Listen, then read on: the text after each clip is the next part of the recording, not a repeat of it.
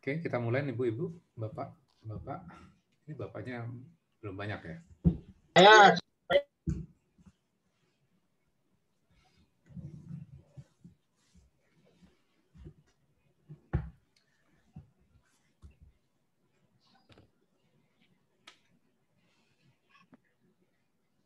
Ada Mbak Ulan bisa dibuka dulu.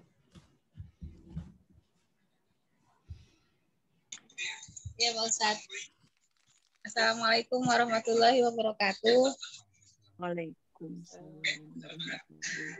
Waalaikumsalam warahmatullahi wabarakatuh. Ini aku yang paling sering bolos Pak Ustadz. Kenapa jadi aku yang buka? Iya. Nah, silakan dimulai Pak Ustadz. Saya dengerin aja. Terima kasih Pak Ustadz. Oke, Assalamualaikum warahmatullahi wabarakatuh. Warahmatullahi wabarakatuh. A'udzubillahi minasyaitonirrajim. Bismillahirrahmanirrahim. Alhamdulillahirabbil alamin. Allahumma shalli ala Muhammad wa ala ali Muhammad. Rabbana zalamna anfusana wa illam taghfir lana wa tarhamna lanakunanna minal khasirin. Rabbi shrah li sadri wa yassir li amri wahlul 'uqdatam min lisani yafqahu qawli. Amin amin ya rabbal alamin. Alhamdulillah kita bisa berjumpa kembali untuk kita mengkaji Al-Qur'an. Mungkin saya akan rubah sedikit ya Ibu Bapak sekalian temanya. Ada dua ayat yang menarik, mudah-mudahan sih ini bisa akan lebih dalam lagi secara experience buat kita semuanya ya. Awalnya temanya kan kita akan mengambil surat Al-Baqarah ayat 143. Sekarang kita beralih ke surat Al-Hadid ya. Oh, Al-Hadid. Ya, Al-Hadid itu adalah surat ke-57. Silakan surat ke-57. Al-Hadid. Iya, bukan.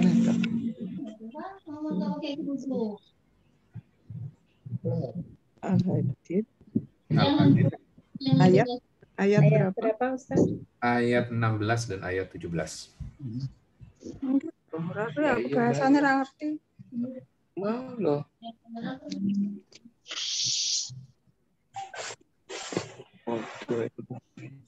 Ini loh, kok WA? WA gitu.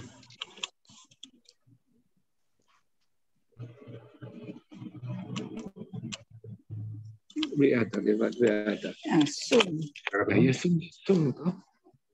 Kok WA ada? Ustaz, ayat berapa tadi? Ayat 16 dan ayat 17.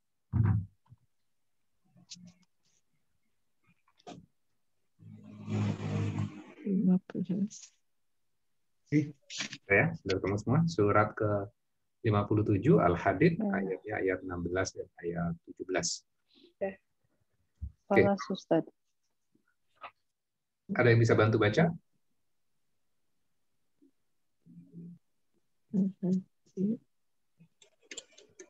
Oke, saya bantu lagi ya Ustadz. Maunya tuh yang lain kalau bisa gitu.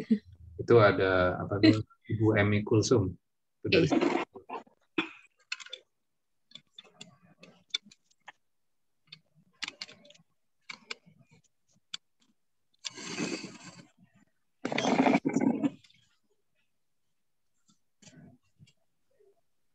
gantian supaya Ibu Rahayu istirahat hari ini bacanya.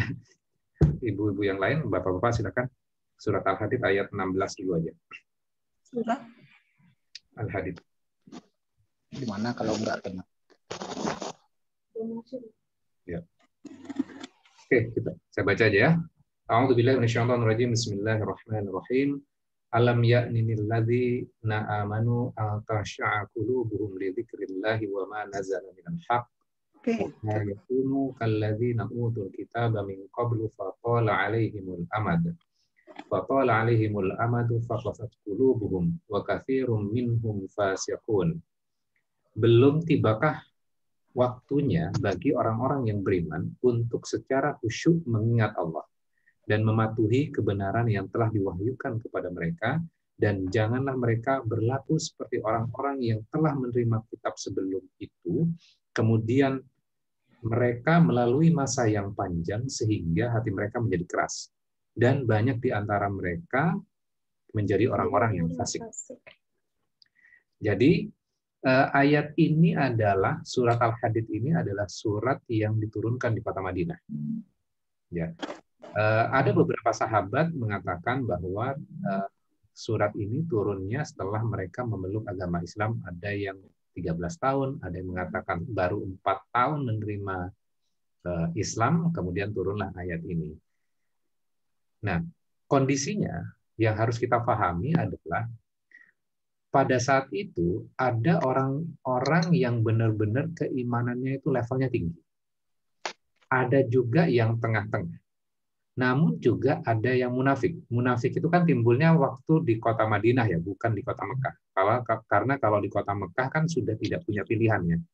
Dia kafir atau dia menjadi orang yang beriman. Munafik itu munculnya adalah di periode kota Madinah. Nah, pada saat itu jika masuk Islam, ya, pada saat itu jika masuk Islam, maka akan ada konsekuensi besar. Kan dia memilih agama Islam, maka akan ada konsekuensi besar dalam kehidupan mereka. Mereka harus masuk kepada visi yang besar, yaitu adalah visi Islam, dan tesnya itu akan banyak, serta pengorbanannya juga akan besar. Jadi berbeda dengan Islam zaman kita sekarang ya. Karena kalau pada zaman itu adalah ketika misalnya sudah ada panggilan yang kaitannya dengan jihad, maka sudah tidak punya opsi lagi. Ya, kalau sekarang kan orang bisa argue seperti ini, loh iya saya sudah berislam, ya saya sudah Islam, saya mengakui kebenaran Islam, tapi kalau suruh jihad saya masih belum siap nih. Ini kan zaman kita sekarang kan. Nah, pada zaman Rasulullah gitu ya, orang tidak punya pilihan. Jadi ketika masuk agama Islam, harus masuk kepada visi Islam itu sendiri yang dibawa oleh Rasulullah. Jadi ketika panggilan jihad datang, maka itu akan menggoncangkan jiwa. Nah, pada saat itu gitu ya, pada saat itu banyak juga yang imannya kuat kemudian langsung menyeru seruan itu. Namun, ada juga mereka yang munafik juga. Nah, ayat yang sedang kita baca ini adalah ayat yang dibacakan untuk semua kelompok. Baik yang imannya kuat maupun imannya yang tengah-tengah, ataupun mereka juga orang-orang munafik. Karena orang munafik itu mengklaim dirinya kan beriman kan? Jadi ayat ini ditujukan untuk semua lapisan. Nah, kalau kita lihat di ayat ini ya, alam yakni, apakah belum datang waktu lilladzina amanu, bagi orang-orang yang beriman. Nah, di situ ada kata amanu. Ya. Dan bentuknya sebenarnya adalah orang-orang yang telah ya, orang yang telah mengaku dirinya beriman. Artinya ayat ini mengingatkan kepada kita di mana ada momen di masa lalu kita di mana kita mengakui keimanan kita, ya, mengakui keimanan kita. Ini kok ada.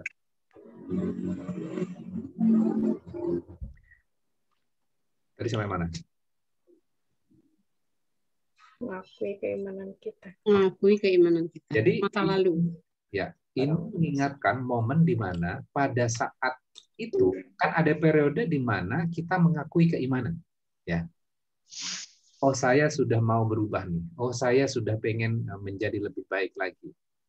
Nah, momen-momen itu kan di ayat ini diingatkan kembali. Kadang kita memang berislam, berislamnya adalah berdasarkan keturunan.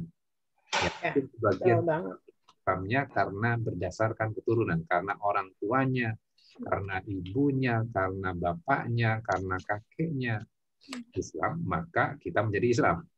Ya.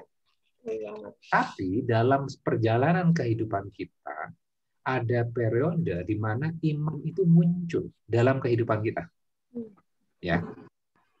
Wah, saya harus berubah, saya harus belajar Islam, saya harus menjadi pribadi yang lebih baik lagi, saya harus mengenal agama saya. Itu gini-gini saja, saya harus berubah. Ada momen waktu seperti itu. Namun, waktu kemudian bergulir, berjalan terus, dan akhirnya kita melupakan momen itu. Nah, ayat ini membuat diri kita, dan Allah mengingatkan, apakah belum datang waktu bagi orang-orang beriman yang dulunya pernah merasakan momen itu, kemudian diingatkan kembali. Ini loh saatnya, waktunya. Bisa dipahami ya, sampai di sini ya. Oke. Nah, untuk bisa memahami ayat ini, saya berikan ilustrasi ini. Alam yakni lilladzina amanu. Apakah belum datang waktu bagi orang-orang yang beriman? Jadi misalnya gini, kita kan ini kalau saya lihat sih banyak kan ibu-ibu sama bapak-bapaknya yang umurnya udah dewasa ya. Tapi kita bisa balik lagi di mana masa ketika seorang ibu kemudian memanggil diri kita. Kemudian habis itu ibu kita mengatakan seperti ini kepada kita. Anakku, kayaknya ini adalah waktu kamu memberikan sedikit hormat, ya, memberikan sedikit hormat kepada ibumu ini.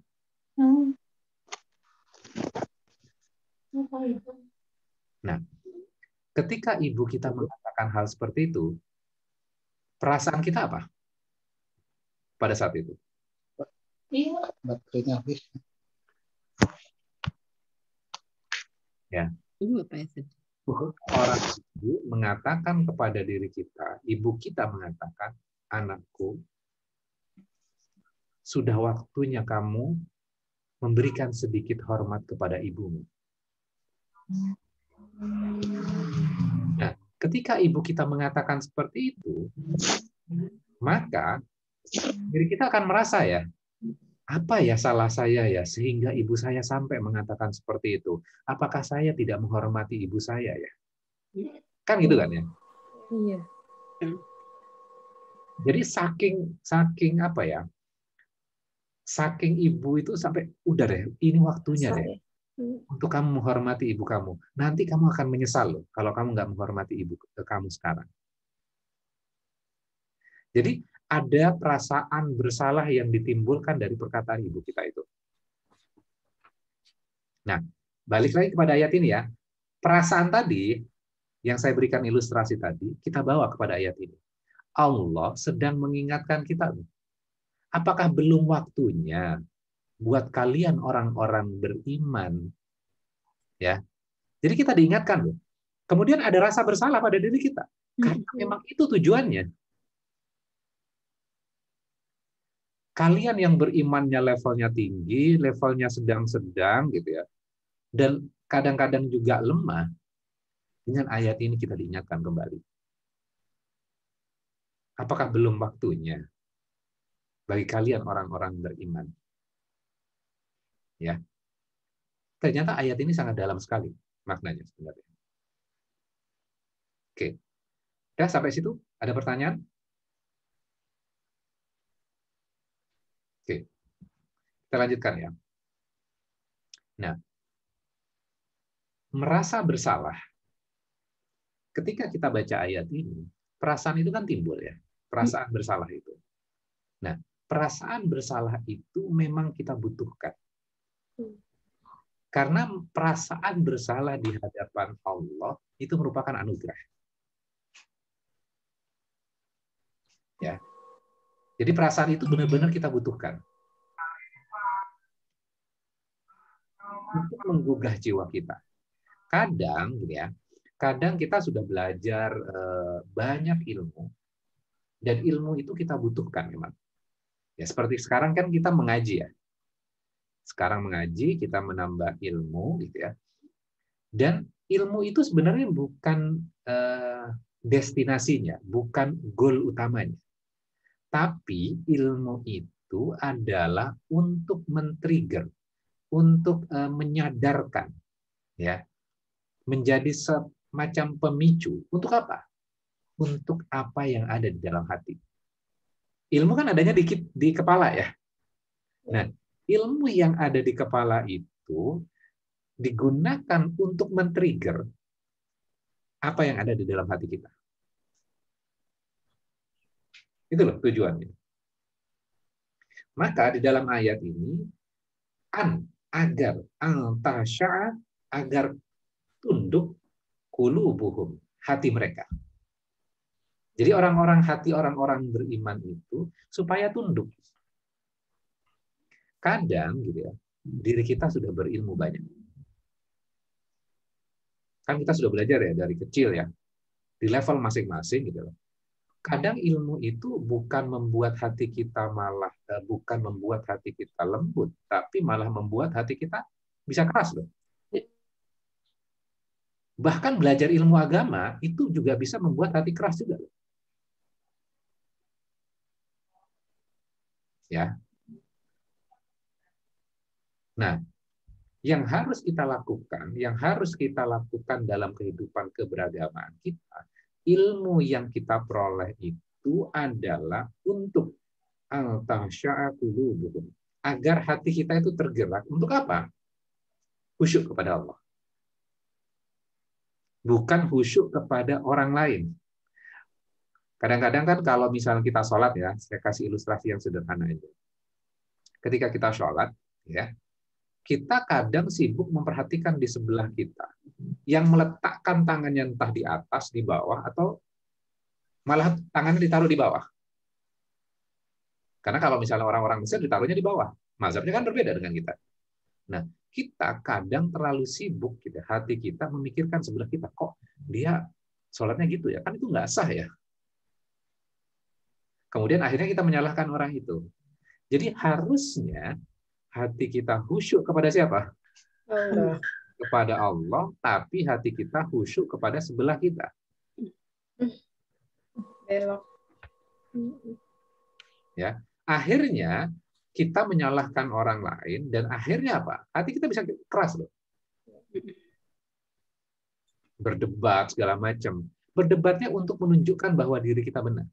Bukan ingin menunjukkan, bukan mencari gimana kita supaya melembutkan hati kita di hadapan Allah. Kan banyak ya sekarang kalau dengan sosial media, kalau kita baca, kemudian banyak buzzer-buzzer juga, itu membuat hati kita juga kadang membuat emosi, marah gitu. Lihat komentarnya itu membuat kita emosian. Ya. Oke. Lidzikrillah. Untuk mengingat Allah. Jadi hati kita itu kan untuk khusyuk, lidzikrillah. Ingat Allah, bukan ingat tetangga kita, bukan ingat yang di sebelah kita. Ya. Wa ma nazala minal haq, dan apa yang diturunkan dari kebenaran. Artinya apa ini? Apa yang diturunkan dari kebenaran? Kalau kita adalah Al-Qur'an. Kalau umat-umat sebelumnya berarti kan Injil, ya. Kemudian Taurat. Umatnya Nabi Musa ngikutnya kan Taurat. Umatnya Nabi Daud, Zabur. Ya, betul. Nah, kemudian di dalam ayat ini, di ayat yang sama, ya, ini belum selesai ayatnya ya. Allah menceritakan tentang umat-umat sebelumnya, umat-umat yang beragama juga, umat-umat yang memegang kitab juga. Tapi ada yang miss pada diri mereka. Apa missnya? Apa yang salahnya? Apa yang kelewat? Wala yakunu, dan janganlah mereka kalladzina utul kitab, seperti orang-orang yang diberi kitab. Umat-umat sebelumnya ya ini ya. Cerita tentang umat-umat sebelumnya yang diberikan kitab. Min qablu, sebelumnya. Fatola alaihimul amad. Lalu mereka melalui masa yang panjang sekali. Ya. masa yang sangat panjang. Kemudian setelah melalui masa yang panjang itu apa yang terjadi? Faqasat qulubuhum, maka keraslah hati mereka. Ini umat yang diberi kitab loh ya. Kemudian mereka juga kehidupannya bersama kitab mereka. Tapi hati mereka keras.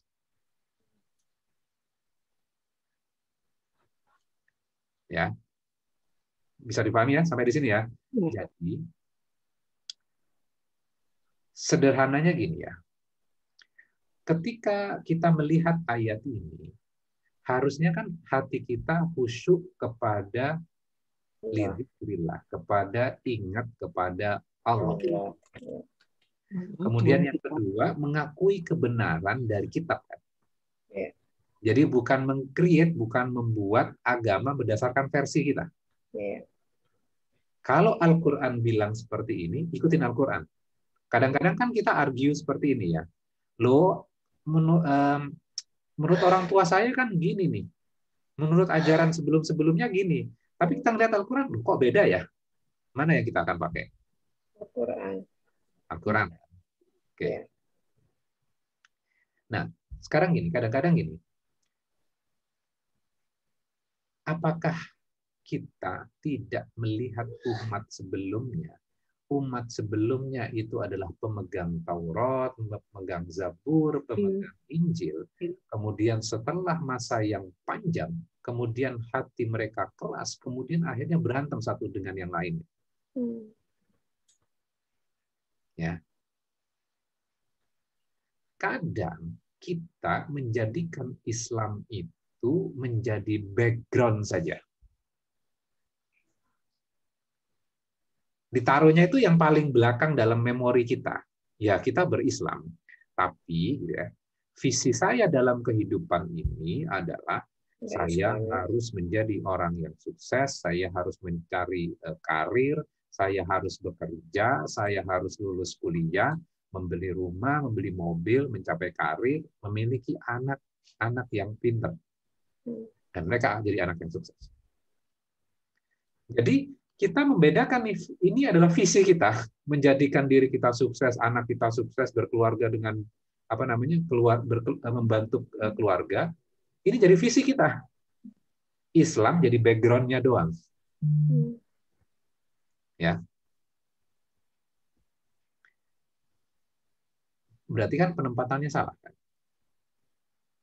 Nah, apa sebenarnya visi dari Nabi Musa, Nabi Isa? Visinya apa? Kan pasti ada visi yang sama ya dengan Nabi Muhammad. Gitu. Menyampaikan kebenaran. Kebenaran yang paling tinggi itu apa? Tauhid. Iya, Tauhid Islam. Kalau kita kan berpikirnya gini, oke, agama sebelumnya memang ritualnya berbeda dengan kita. Iya. Nabi Musa, umatnya ritualnya berbeda. Nabi Isa, ritualnya berbeda. Nabi Muhammad, ritualnya juga berbeda. Apakah cuma itu saja? Enggak. Pasti ada sebuah kesamaan. Apa sebenarnya visi utama dari agama kita ini? Agama itu ya, agama itu bukan hanya kaitannya dengan ritual. Bukan hanya ritual saja. Namun kita beragama, kadang-kadang kita mengedepankan aspek ritualnya. Ya.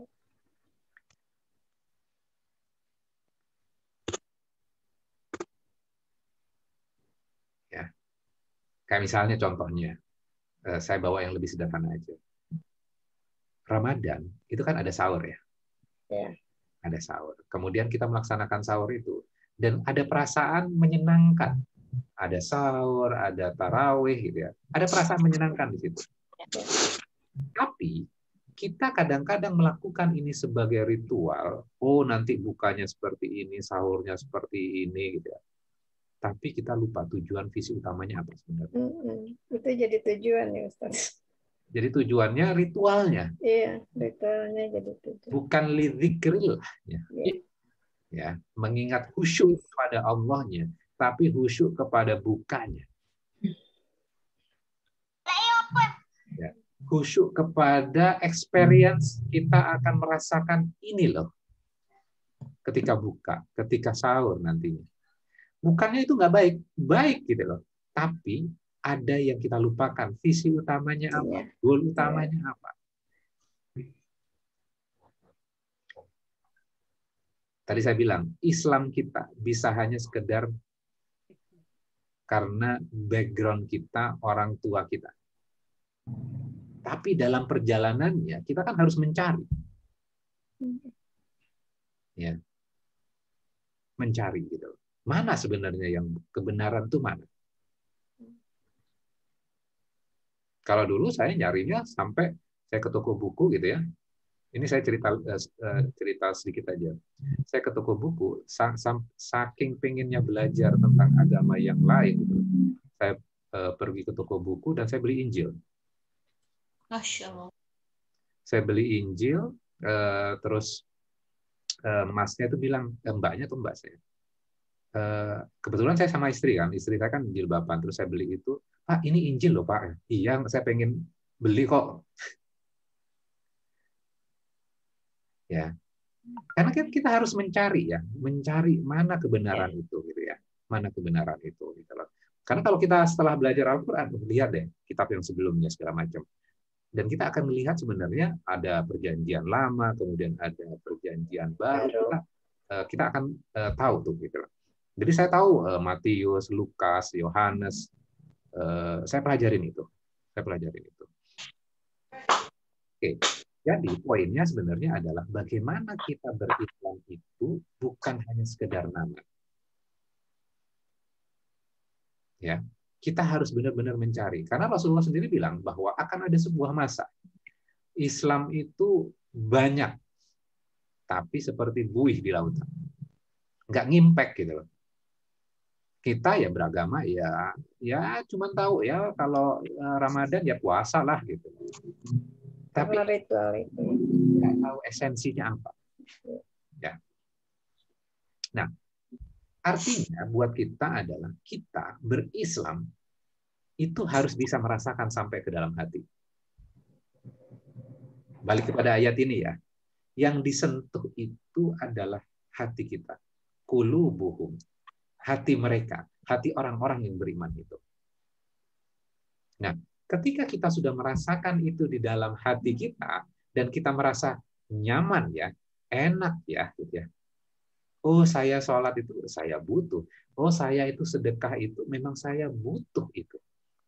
Bukan karena diwajibkan, tapi saya ya. Sehingga perasaan nyaman tadi, gitu ya. Kita pengen orang lain yang kita sayang. Orang yang kita sayang merasakan apa yang kita rasakan. Supaya mereka juga punya feeling itu gitu.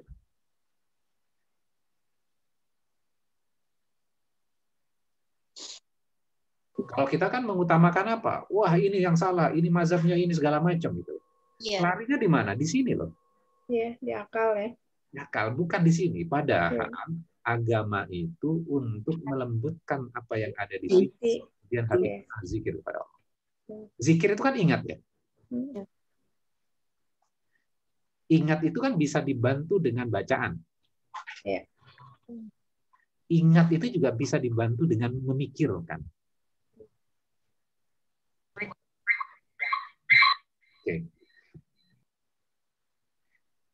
Kemudian kalau kita lihat ayat ini, orang-orang yang beragama itu juga bisa menjadi apa? Keras hatinya. Ya, keras hatinya. Kemudian kita lanjutkan. Wa katsirun minhum fasik. Dan kebanyakan dari yang beriman itu, ya, yang ngaku dirinya beriman, kemudian memasuki fase yang panjang dalam beragama bersama kitabnya, gitu ya. Kemudian hati mereka itu menjadi orang-orang fasik. Nih, kita renungkan nih. Ini buat orang-orang beragama loh. Yang bersama dengan kitabnya loh. Apakah ini artinya lalu karena hati, kalau kita meniru orang-orang yang terdahulu, hati kita keras, lalu nantinya tidak bisa menerima wahyu yang baru. Jadi apa itu maksudnya? Ya. Sehingga ini peringatan bahwa ini ada wahyu. Apakah orang tidak ngerti bahwa ini wahyu yang diturunkan di dalam Al-Quran ini benar gitu. Sehingga orang kalau dulu begini kok gitu. Jadi orang maksudnya itu begitu ya, Ustaz ya. Oke. Jadi kan kita lihat ya, histori tentang masa lalu, karena ayat ini berbicaranya adalah umat-umat sebelumnya. Ya, umat-umat sebelumnya, kemudian mereka bersama kitabnya, kemudian nabi dan rasul mereka sudah meninggal dunia. Yang ada adalah warisannya, adalah warisan kitabnya, gitu ya. Kemudian akhirnya mereka beragama, gitu ya, menggunakan kitab itu, gitu ya. Namun yang dicari adalah akhirnya adalah pembenaran terhadap kelompok-kelompoknya. Sehingga hati itu menjadi keras. Agama itu harusnya melembutkan. Jangan seperti umat-umat sebelumnya. Nah, pertanyaannya gini. Terjadi nggak masa di mana kita mewarisi kitab dari Nabi kita, Nabi Muhammad, masa yang sangat panjang, gitu ya. Sama nggak dengan umat sebelumnya? Sama. Ya. Pertanyaan berikutnya. Kalau Allah menurunkan ayat ini bercerita tentang kegagalan yang sebelumnya, kemudian menceritakan kepada kita tujuannya, Pak?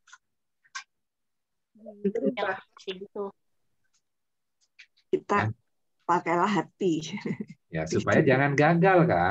Berubah ya. Supaya jangan gagal. Kita berubah ya. Kan udah dikasih bocoran. Iya, betul. Kasih bocoran. Kalau kita mengulang hal yang sama, maka jatuh pada penyakit yang sama, fasikun juga. Perasaan merasa benar-beneran sendiri, itu menyalahkan orang lain. Padahal nggak ada garansi juga bahwa yang diri kita akan masuk surga, kemudian yang disalahkan oleh kita akan masuk ke neraka. Belum tentu.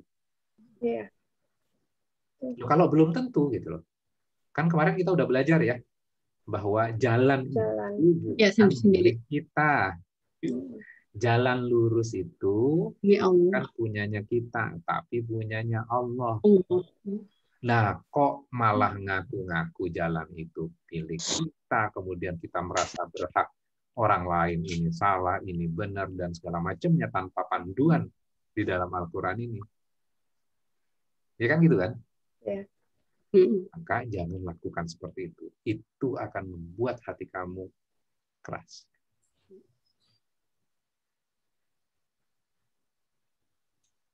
Ini kan bercerita tentang masa lalu. Kemudian kita diingatkan, jangan sampai loh kejadian yang masa lalu itu buat kamu. Allah sedang membuat diri kita bersalah. Kemudian diawali dengan alam yakni. Lilladzina amanu. Apakah belum datang waktu? Ini waktunya loh kamu. Saatnya berubah. Saatnya kamu berubah. Iya. Al-tasyaakulubuhum, agar tunduk hati mereka lidzikrillah, untuk ingat kepada Allah.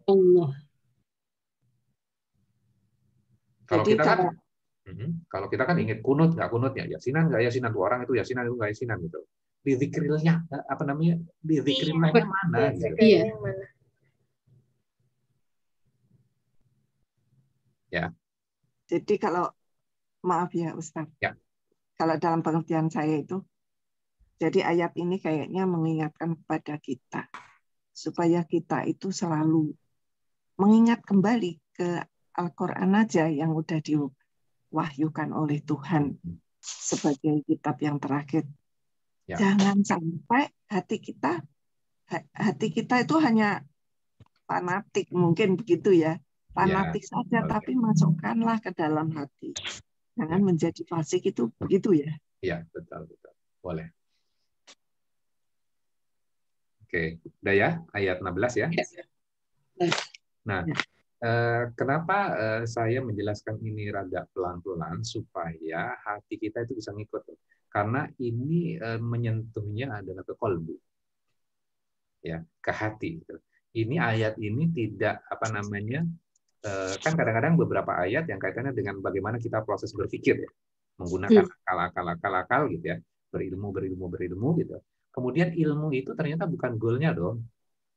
Iya. Nah, kadang-kala gitu kita menjadikan ilmu itu menjadi goalnya.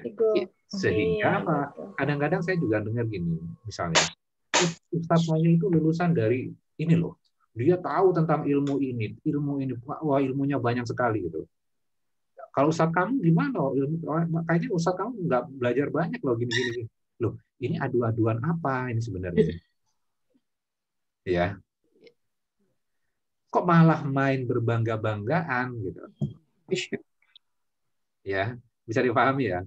Jadi serap ilmunya untuk apa? Untuk menggerakkan apa yang ada di dalam hati kita ini. Iya. Untuk menjadi kesadaran ya. Ya, jadi bukan keras-kerasan. Jadi makin kita tahu agama, ya, hatinya harusnya makin apa? Lembut. Makin lembut. Nah, kalau sekarang kita masih belum, proses saja gitu. Agama itu kan proses gitu. Proses gitu. Cuman yang jadi pertanyaan adalah kalau kita belajar, kemudian malah membuat hati kita keras, berarti harus ada pertanyaan. Salah. Yang salah nih. Iya. Ya. Jadi kalau debat membuat hati kita keras gitu. Berarti itu pembenaran ya. Iya. Ya. Bukan mencari kebenaran ya. Oke. Rasa bahwa itu jalannya kita. Ya balik lagi. Jadi bagaimana Al-Quran itu membimbing kepada kita, ini loh yang benar, ini loh yang salah. Ya. Jadi bukan diri kita meng-create, kemudian ini loh agama, ini yang benar, yang salah. Tidak. Ya, jangan dibalik tuh. Balik ke Qurannya, jadikan itu sebagai guidance. Oh, ini benar, ini salah. Oke.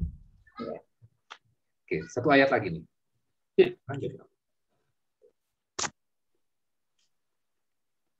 Sekarang ayat 17 ya. Kita akan melihat koneksi dengan ayat sebelumnya. Alamu, ketahuilah, annallaha, bahwasannya Allah yuhyil ardha, menghidupkan bumi ba'da mautiha, setelah matinya. Matinya bumi itu artinya kering. Kan sekarang ini hari ini kan hujan ya, jadi basah semuanya. Jadi dihidupkan dari yang sebelumnya kering kemudian dihidupkan kembali. Setelah matinya.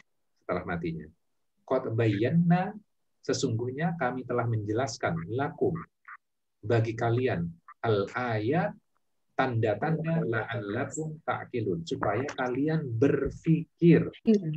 Nah, sekarang ayat berikutnya mengajak berpikir lagi nih. Ya. Nah, sekarang kita lihat ya. Pertanyaan, saya pancing dengan sebuah pertanyaan. Kita sudah belajar ayat 16 ya. Ayat ke-17 ini Allah menceritakan Allah menghidupkan bumi setelah matinya, sungguh kami telah jelaskan kepadamu tanda-tanda kebesaran kami agar kamu mengerti, agar kamu paham. Pertanyaannya, apa hubungannya ayat ke-16 kaitannya tentang hati dan hubungannya apa dengan bumi yang mati?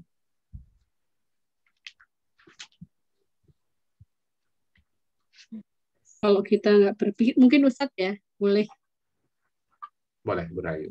Iya, mungkin kalau saya memahaminya, kalau kita tidak tadi menggunakan Al-Quran untuk melembutkan hati, seperti tadi bumi yang kering itu, ya kering aja kalau kalau tidak menggunakan Al-Quran dan itu menjadikan melembutkan hati, seperti itu mungkin ya. Ya, oke. Nah, kita pelan-pelan ya. Ya. Tadi jawabannya udah tepat sebenarnya. Nah, kita coba breakdown satu-satu ya. Kadang hati itu kan keras ya. Ya. Bahkan diri kita juga, kita ngakuin, kadang kita juga merasa ada bagian pada diri kita, ada Keras. waktu tertentu hati kita juga keras. Ya. Nah, hati yang keras itu, gitu ya, itu bagaikan seperti bumi yang mati. Hati yang keras itu kan kayak tidak mendapatkan petunjuk. Iya. Ada orang yang beriman benar-benar, ada yang tengah-tengah, ada yang munafik, macam-macam lah. Ya, macam-macam. Kadang diri kita juga ada bagian yang berimannya strong gitu. Ada sebuah periode di mana kita berimannya juga agak labil gitu. Munafiknya juga ada juga gitu. Ya. Nah, itu bagaikan manusia seperti itu, kemudian ketika tidak mendapatkan petunjuk gitu ya, itu kan seperti hati yang mati ya, hatinya keras ya. Kemudian dikasih perbandingan, bumi yang mati ada loh, bumi yang mati gitu, yang kering. Kemudian Allah hidupkan dengan menurunkan hujan dari langit. Maka Allah saja, bumi saja yang mati, Allah hidupkan dengan menurunkan air dari langit, kemudian bumi itu jadi hidup kembali. Maka kamu manusia yang hatinya mati, itu juga bisa Allah hidupkan. Dari apa? Dari ayat-ayat yang diturunkan dari atas. Apa ayat-ayat yang turun dari atas yang kita terima itu sekarang? Al-Quran. Al-Quran ya. Makanya di bagian ayat yang 16 itu, wa ma nazala minal haq, dan dari apa yang diturunkan, apa yang turun dari kebenaran. Al-Quran itu. Al-Quran itu yang bisa menghidupkan. Karena Allah yang menurunkan itu. Kreatornya itu Allahnya. Melalui Al-Quran itu kan menghidupkan hati yang tadinya mati. Nah, pertanyaan gini. Ada orang yang hatinya keras, Allah bisa hidupkan nggak? Bisa. Kadang kita melihat orang lain, oh dia itu memang nggak benar deh.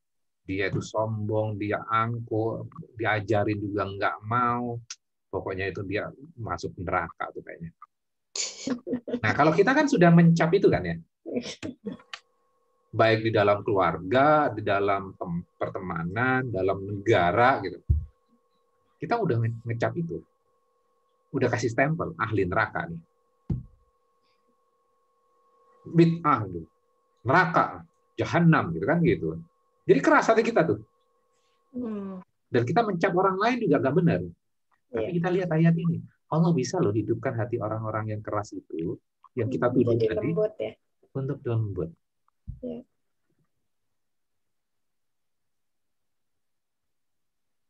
Kadangkala kita menjadikan diri kita itu malaikat gadungan. Sok-sokan jadi malaikat gitu. Padahal SK-nya juga nggak ada gitu kan. Mengambil porsi malaikat. Take a credit.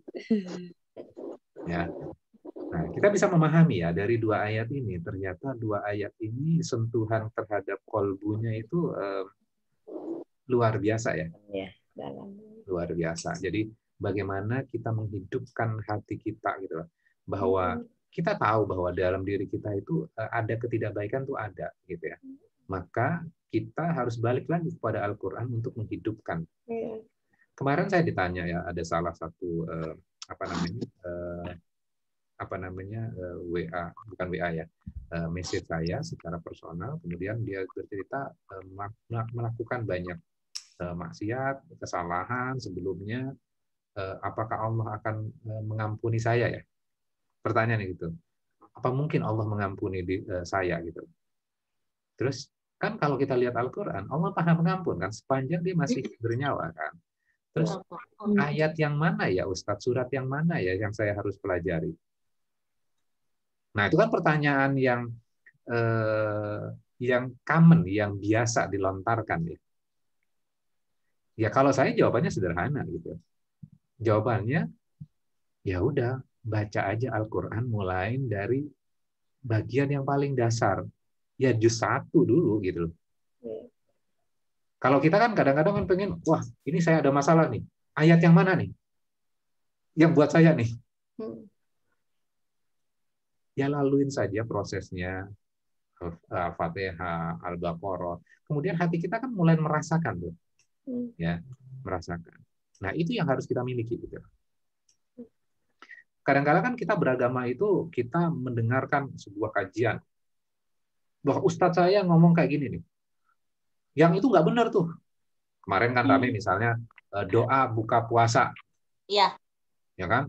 Satu lagi, wah ini versi baru nih. Yang sebelumnya doa yang sebelumnya kayaknya salah tuh jadinya gitu.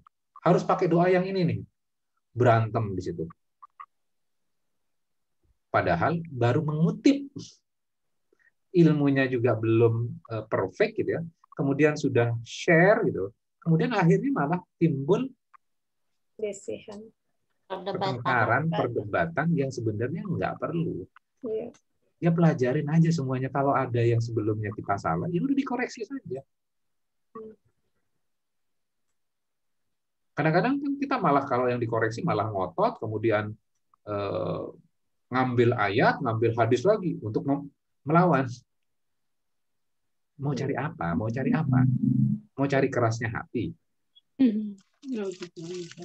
Nah, kalau kita baca balik lagi kepada ayat ini, ayat ke-16 di surat Al-Hadid, ya, apakah belum waktunya? Udah deh berhenti, gitu. Berhenti dari yang seperti itu, stop, gitu. Kamu harus fokus kepada kamu itu beriman. Kamu telah mengaku diri kamu beriman. Kalau diri kamu mengaku diri kamu beriman, maka hati kamu itu harus tunduk khusyuk lidzikrillah untuk ingat kepada Allah. Jadi nggak sibuk nyalahin orang gitu. Bahkan terhadap orang-orang yang jelas-jelas dengan melakukan kesalahan, kita juga diminta untuk tetap lembut. Dan itu yang diajarkan oleh Rasulullah gitu. Kadang kita mengambil sebuah bagian tertentu, gitu, kita menegakkan sunnah, tapi dengan cara tidak sunnah. Kan nggak masuk akal kan? Iya. Gitu. Oke, cukup ya 2 ayat. Ya. Jam 9. Al-Hadid ayat 16 dan ayat 17.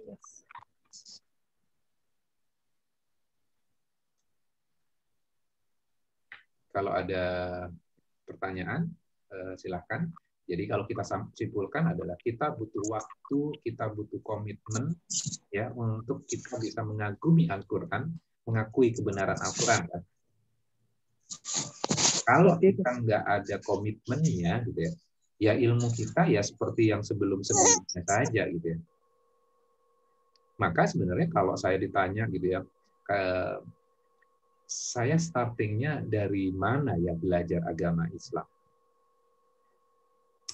Ini kan pertanyaan ya. Ibu bapak sekalian, kalau kita belajar agama Islam, starting point-nya dari mana? Memulainya dari mana? Kadang kan kita, wah belajar ini dulu nih, fikihnya dari sini segala macam. Starting point-nya sebenarnya adalah dari Al-Quran. Kemudian nantinya, setelah kita paham, ketika Rasulullah, ini loh, kita akan paham, oh ini Rasulullah background-nya dari sini ya. Bagaimana cara bersucinya, tinggal ngikutin Rasulullah aja. Kan gitu kan. Tapi basic kita, itu udah benar. Kalau basicnya nggak benar, akhirnya ngikutin sunnah gitu, maksa orang lain gitu. Ada prosesnya, hatinya dulu menerima, gitu, memahami, merasakan, oh nyaman ya. Bukan memaksakan ya. Karena kalau dipaksain gitu, itu bisa sama-sama berantem, bisa sama-sama keras nantinya. Oke, silakan. Jadi kalau mendengar cerita Ustadz tadi, mungkin ayat ini juga bisa dipakai untuk orang-orang yang patah semangat ya, Ustadz. Betul. Jadi kalau melakukan sesuatu kesalahan, terus ya nggak akan inilah saya udah putus asa aja lah, nggak bakalan baik. Mungkin dengan ayat ini kan karena kan dikatakan bahwa Tuhan bisa menghidupkan kembali bumi yang sudah mati. Ya. Nah itu sebagai pendorong orang untuk tetap hidup dengan cara pikirkanlah lagi, berpikirlah, pakailah pikiranmu. Begitu ya? Ya, ya betul. Ayat 17 tadi kan mengatakan begitu. Ya. Gunakan pikiranmu. Betul. Jadi, jangan patah semangat, teruslah berpikir. Kalau di ayat 16 mengatakan bahwa kamu jangan keras hati, lunaklah, apa kurang cukup ini wahyu Tuhan yang dikeluarkan ini. Kalau udah tahu kayak begitu, jangan keras hati. Tapi kalau hatinya sudah mati, jangan patah semangat karena Tuhan bisa menghidupkan kembali. Jadi kita bisa mempunyai harapan lagi. Begitu ya, Ustaz. Ya, betul.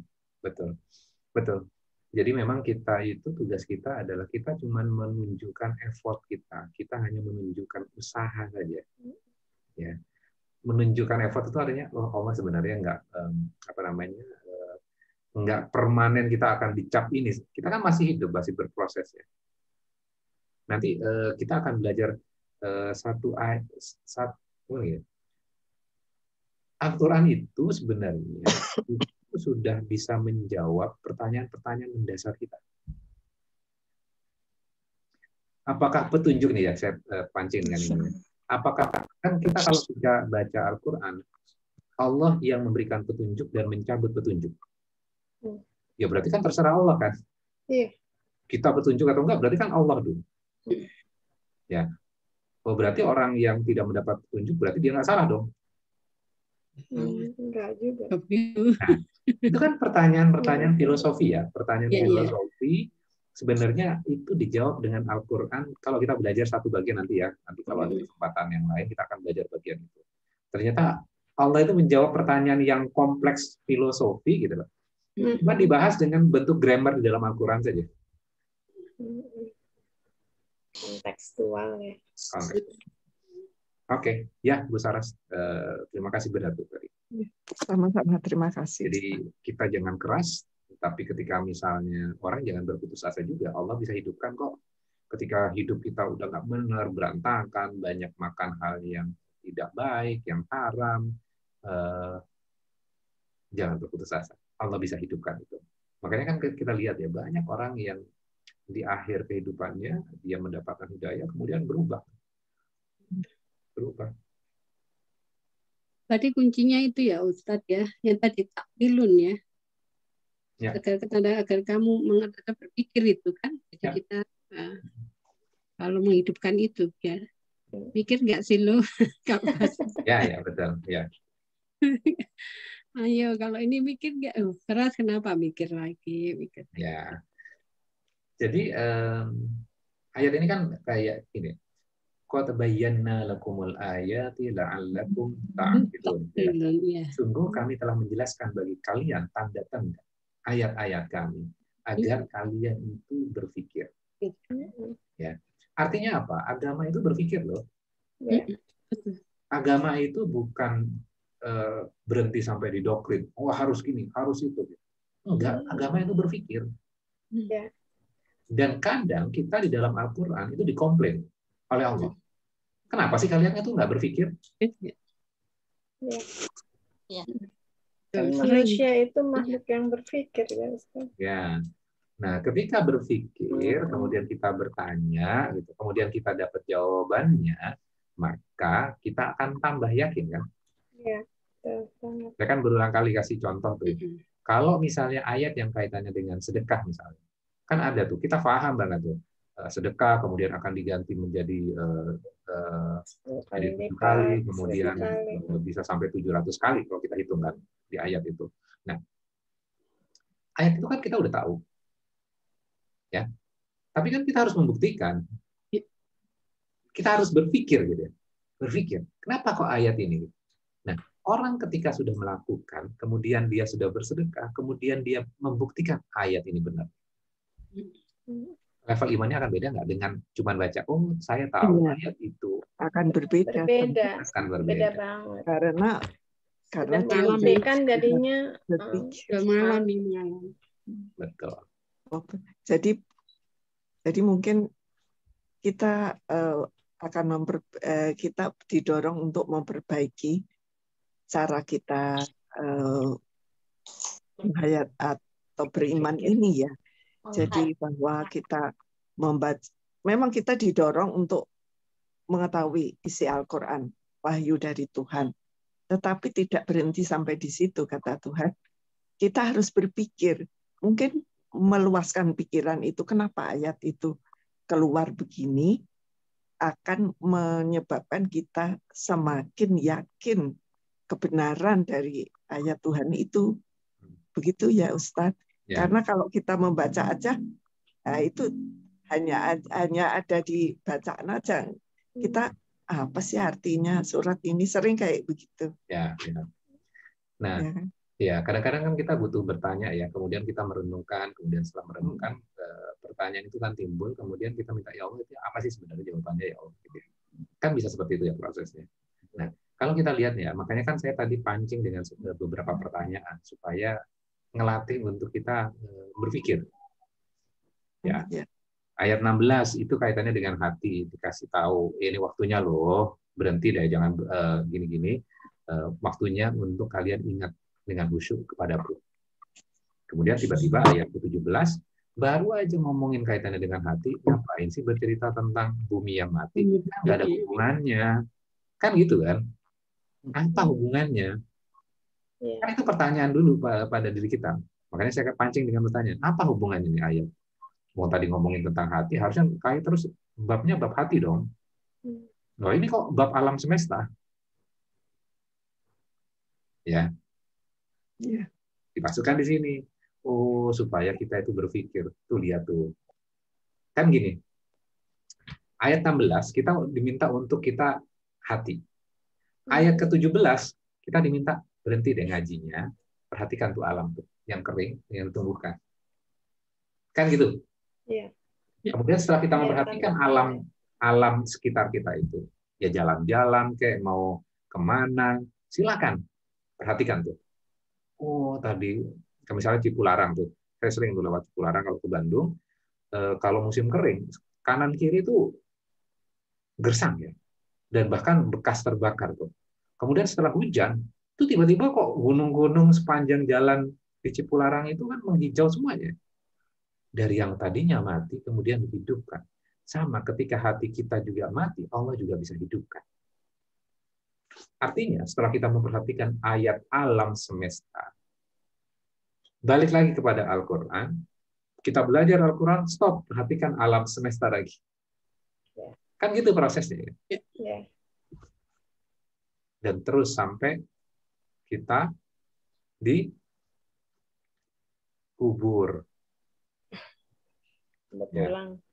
Ya, kita pulang. Dikuburnya karena corona atau karena yang lain, itu kan sebab aja.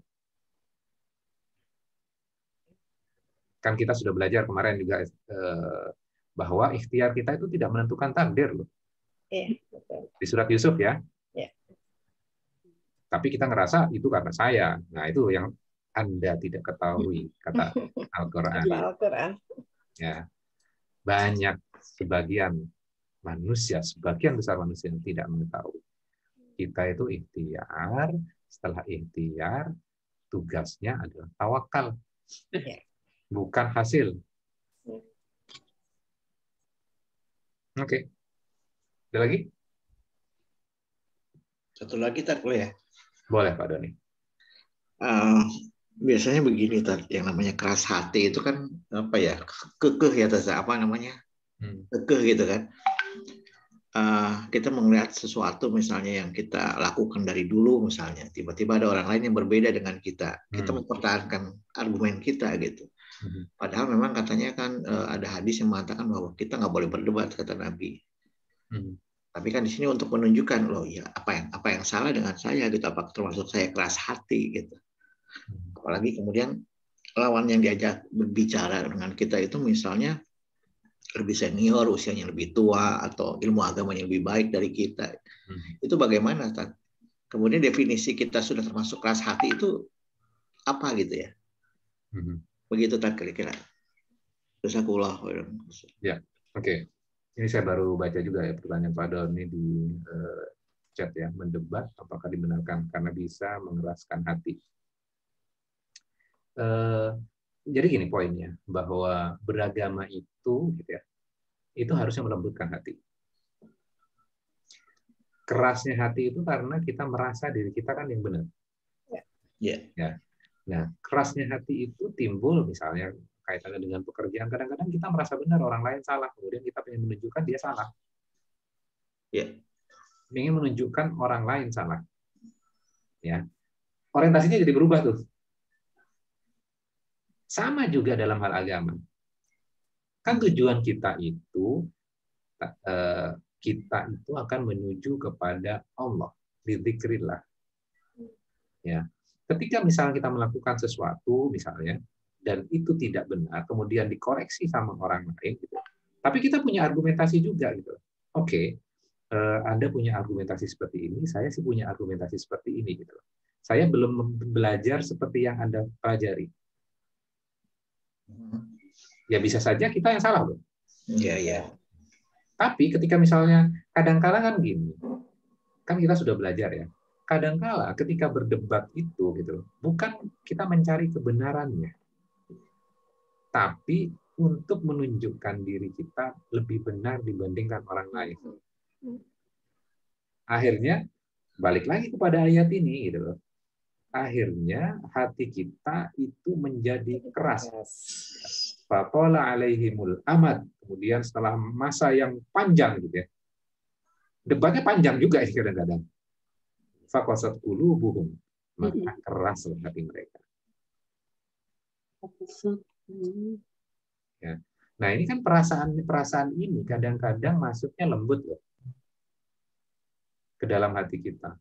Kita merasa benar, orang lain itu salah.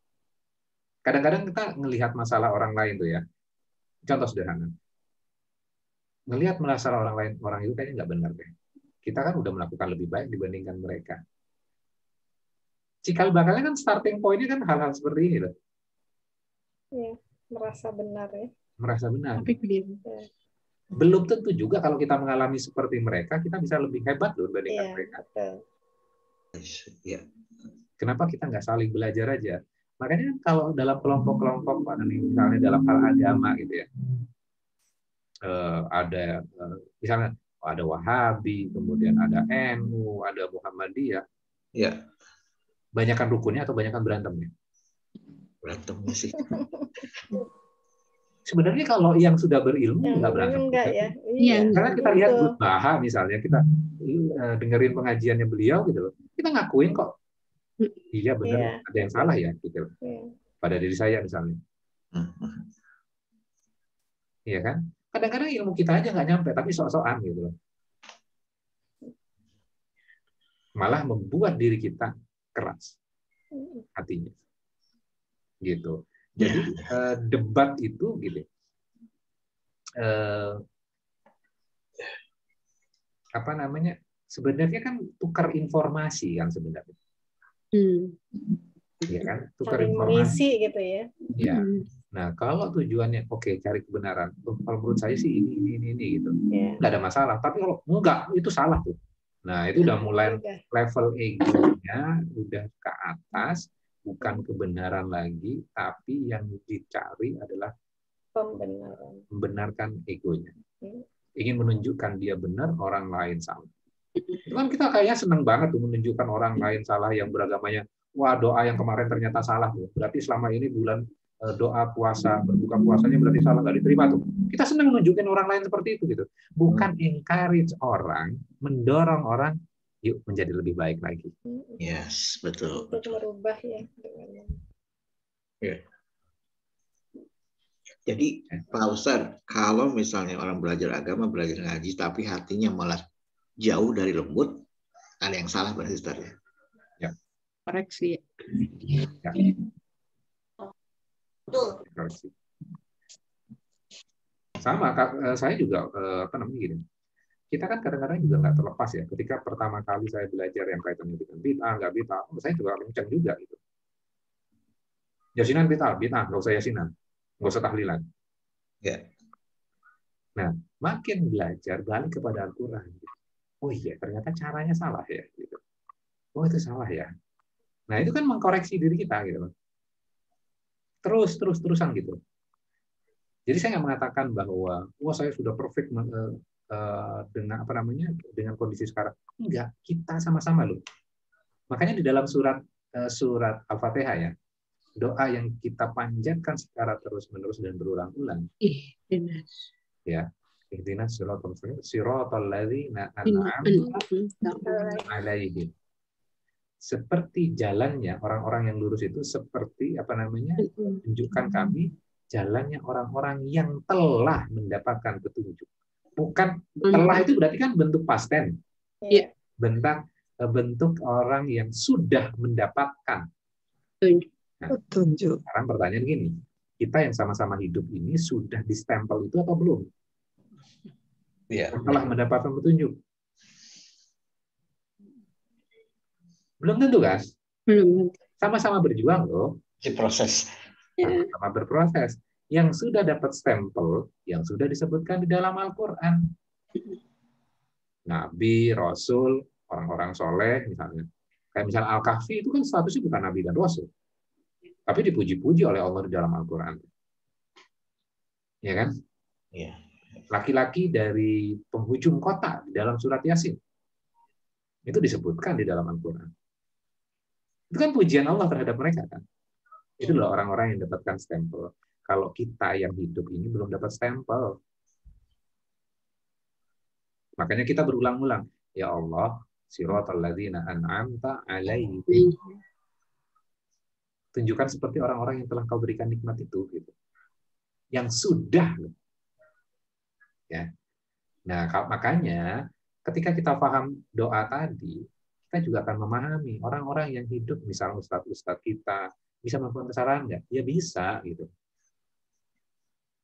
Kadang-kadang kita juga mindset-nya yang salah. Oh, ustadz itu sosok yang super dan segala macam. Sama-sama manusia, kok sama-sama belajar. Maka tugas kita, kewajiban kita, ketika misalnya kita sudah berguru, maka doakan. Kalau sekarang kan salah sedikit aja udah main ditinggalin aja kan. Iya, betul. Figur itu Mah ya. Kan ada kebaikan yang kita masih bisa ambil kan. Iya. Jadi cukup doa ya Ustadz? Iya. Iya. Cukup doa. Gitu. Oke. Cukup? Oke, cukup ya Pak Doni. Masih Ustaz, saya pulang. Saya ada pulang. Oh, mendadak. Kirain pertanyaan, ternyata izin. Bagaimana cara melembutkan hati dari Bu Novi yang sudah terlanjur mengeras dan tidak menyadari? Ya balik lagi kepada Al-Quran. Minta tinggal kepada Allah. Gitu. Simpel agama itu sebenarnya. Nggak usah dibawa kompleks. Kadang yang membuat kompleks itu adalah diri kita. Betul banget. Yang kita yang sok tahu. Mau kasih syarat 1, 2, 3 baru diterima. Bulat ya, ribet bulat. Masya Allah. Nah, misalnya sederhana gini ya. Kita sudah belajar surat Al-Kahfi dan Rasulullah gini. Rasulullah kan mensunnahkan kepada kita, barang siapa membaca surat Al-Kahfi di hari Jumat, maka mendapatkan cahaya sampai Jumat yang akan datang. Ya, hadisnya kan itu kan. Kira-kira bunyinya seperti itu. Nah, kemudian kan kita harus mendalami ya, apa cahayanya. Kita masuk dalam surat Al-Kahfinya. Ternyata salah satu pelajarannya adalah dari pemuda-pemuda Ashabul Kahfi, itu nggak ada orang yang beriman loh pada saat itu. Nggak ada nabi, nggak ada rasul, nggak banyak informasi loh pada saat itu. Nggak ada informasi. Kalau sekarang kan kita banyak informasi. Pada saat itu nggak ada nabi, nggak ada rasul. Yang beriman itu ya cuma mereka aja, pemuda-pemuda Al-Kahfi itu, beberapa orang saja. Ketemu-ketemu, kamu nggak mau ikut raja ya untuk nyembah berhala? Enggak. Akhirnya mereka berkumpul, kemudian akhirnya mereka lari ke dalam gua. Nah, pertanyaannya gini. Apa yang mereka lakukan ketika kondisi mereka sudah ya kondisi terjepit, apa yang mereka lakukan? Di dalam surat Al-Kahfi ayat ke-10 itu. Rabbana atina min ladunka rahmah wa hayyi lana min amrina rasyada. Mereka itu minta petunjuk kepada Allah. Ya. Jadi minta direct langsung kepada Allah. Nggak pakai perantara. Langsung mereka kepada Allah. Nah, bedanya kita dengan pemuda Al-Kahfi, ya, kita kan sama-sama nggak ada Nabi dan Rasul, benar nggak? Iya, betul. Nabi Muhammad udah meninggal lama gitu ya. Kemudian ketika kita kondisi bingung, ya, kalau pemuda Ashabul Kahfi mereka sulit cari informasi. Kalau kita sekarang terlalu banyak informasi. Ya, Ustadz ini ngomong ini ngomong itu, ada pendapat politik kayak gini. Jadi kita bingung. Kemudian habis itu kita terus mana yang benar nih? Ya, karena terlalu banyak informasi. Kalau pemuda Ashabul Kahfi nggak banyak informasi. Kita terlalu banyak informasi. Poinnya apa? Sama-sama kan, jadi yang benar yang mana? Pertanyaan kan gitu kan. Nah, kadangkala kita langsung ketika ada masalah gitu, Ustadz, ini yang benar yang mana Ustadz? Lupa satu hal. Apa yang dilupakan? Ya, Bu Iin. Nah, yang dilupakan harusnya minta dulu kepada Allah. Kalau minta dulu kepada Ustadz kita jawab apa, nanti kok beda ya dengan yang saya penginkan. Nah, jadi pengen Ustadz yang lain. Nah, ini cocok nih Ustadz ini cocok sama saya ini. Diadu tuh. Ustadz, kalau Ustadz ini katanya kayak gini Ustadz, jangan ngadu Ustadz ini sekarang. Balik lagi tadi pembenaran. Iya, pembenaran. Ya, gitu. Mudah-mudahan bisa jawab ya Bu Novi ya. Jadi bagaimana cara melembutkan hati? Gitu. Tidak ada kitab yang terbaik untuk melembutkan hati selain Al-Quran. Tidak ada kitab yang mengajarkan ketauhidan yang paling baik selain Al-Quran. Ya. Jadi boleh kita membaca kitab-kitab yang melembutkan hati. Itu kan banyak ya kitab-kitab ya.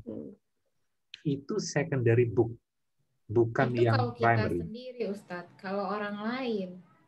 Kenapa? Kalau orang lain cukup doakan ya, Ustadz. Iya, doakan kemudian kita usahalah sendiri. Tapi bukan usaha kamu loh yang merubah orang itu. Balik lagi tuh.